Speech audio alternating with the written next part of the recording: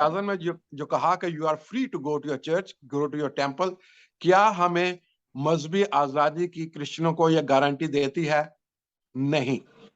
आप देखें क्या हुआ पाकिस्तान मुस्लिम लीग के साथ 1949 में।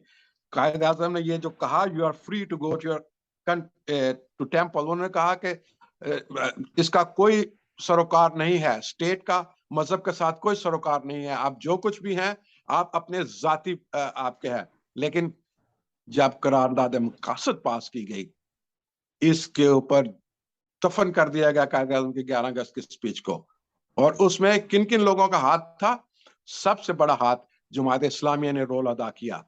और फिर क्यों करारदाद मकासद पेश करना पड़ी, या उसका मकसद क्या था? उसका मकसद, उसमें जो नकात थे वो नहीं थे।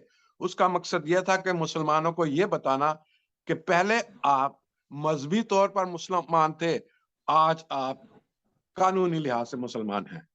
यह मकसद था सिर्फ बताना।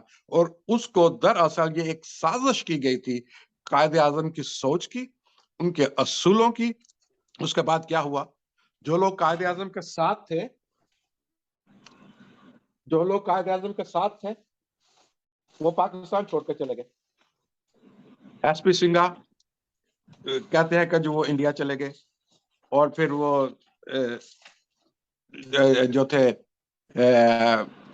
जितने भी पॉलिटिशियन थे जो हिंदू थे ये वो थे, दे लेफ्ट पाकिस्तान। इवन यहां तक कि मौलाना मोहम्मद अली जौहर ने पाकिस्तान में दफन होना पसंद नहीं किया। मौलाना मोहम्मद अली जौहर का आपको पता मकबरा कहाँ है?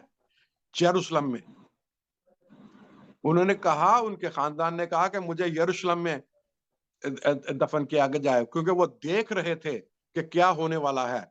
उनकी वफात पाकिस्तान बनने से पहले हुई थी, लेकिन वो देख रहे थे कि मुस्लिम लीग किन हाथों में जा रही है। मुस्लिम लीग कि उस वक्त जरूरत थी दुनिया को, अमेरिका को, वेस्टर्न कंट्रीज को, कि कम्युनिज्म को रोकने के लिए उन्होंने जमात इस्लामी को फंड किया और पाकिस्तान में एक मजहबी मुल्क बना के रख दिया। और फिर उसके बाद क्या हुआ? जैसे रेवरेंड बशीर ने कहा कि रोशनी डालिए कि पाकिस्तानियों के मसीहों के साथ क्या हुआ। पाकिस्तानियों के मसीहों के साथ यह हुआ कि हमने रस्मी आजादी तो हासिल कर ली, लेकिन हमें हकीकी आजादी नहीं मिली। हम आज भी, हमने अपनी आंखों के साथ देखा कि जिन लोगों ने, जिन मसीहों ने पाकिस्तान की आजादी में कायदे आजम का साथ दिया, उनका रिकॉर्ड असेंबली के रिकॉर्ड से गायब कर दिया गया। कायदे आजम की स्पीच को रेडियो पाकिस्तान से हटा दिया गया। उसके बाद आज हम देखते हैं, अपनी आंखों के सामने देखते हैं कि हम रस्मी तौर पर आजाद तो हो गए हैं, लेकिन आज हम अपनी बच्चियों को अगवा होता देख रहे हैं। आज हम उनके साथ जो सलूक होता है, उनको अगवा करके मजहब तब्दील कर दिया जाता है, और फिर उसके बाद अगवा कुनिंदा के साथ उनकी शादी कर दी जाती है। क्या ये मसीहों ने आजादी का ख्वाब, हम एज ए कौम, हमें भी, हमने भी ख्वाब देखा था आजादी का। एसपी सिंघा ने भी देखा था, दूसरे मसीह रहनुमाओं ने देखा था। जब अकाली दल के तारा सिंह ने तलवार लटका के कहा था कि कौन है जो पाकिस्तान का नाम लेगा, तो एसपी सिंघा वो शख्स था जो उसके सामने खड़ा हो गया था। उन्होंने कहा था कि अपनी जान गंवाएंगे, पाकिस्तान बनाएंगे। लेकिन क्या उसका सिला मसीहों को यह मिला? आज 295C अपने जाती मकासद के लिए इस्तेमाल करके पाकिस्तानी मसीहों के ऊपर मुकदमात बनाते हैं।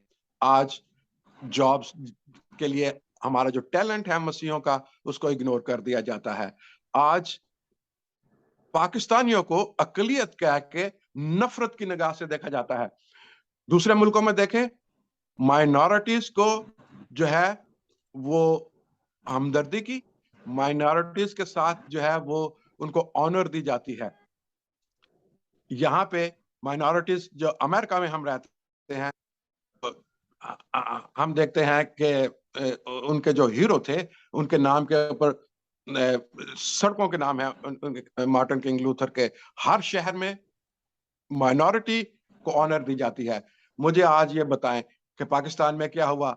मिंट कुमरी का नाम उठा के साहिवाल रख दिया, उसका क्या लायलपुर का नाम उठा के इन्होंने फैसलाबाद रख दिया। जहां जैकबाबाद का नाम अभी तक ने तब्दील किया, वो भी शायद पाइपलाइन में हो। निशान मिटा दिया गया मसीहों के नाम। किसी ने आज तक ये कहा कि चले जी हम एसपी सिंघा के नाम के ऊपर एक यूनिवर्सिटी का नाम रख दें, क्योंकि वो रजिस्ट्रार थे पंजाब यूनिवर्सिटी के रहे थे काफी देर तक। और फिर किसी ने ये नहीं कहा कि जस्टिस कर्नेलियस के नाम के ऊपर एक ब्लॉक बना दिया जाए, कर्नेलियस ब्लॉक किसी अदालत के अंदर। किसी ने ये नहीं कहा कि जो हमारे पायलट हैं उनके नाम के ऊपर एक जहाज का नाम रख दिया जाए, थंडर 17 तो हमने रख दिया नाम। तो हमने क्या नाम था हमारे जो पायलट हीरो थे, उनके नाम के ऊपर सिसिल चौधरी या 17 सिसल क्यों नहीं रखा जाता? किसी मजाइल का नाम सिसल चौधरी मजाइल क्यों नहीं रखा जाता? इसलिए कि हमारी इन कुर्बानियों के बावजूद हमें अकलियत कंसिडर किया जाता है, और अकलियत का ये लफ्ज हमारे लिए एक गाली है। Thank you so much Everest.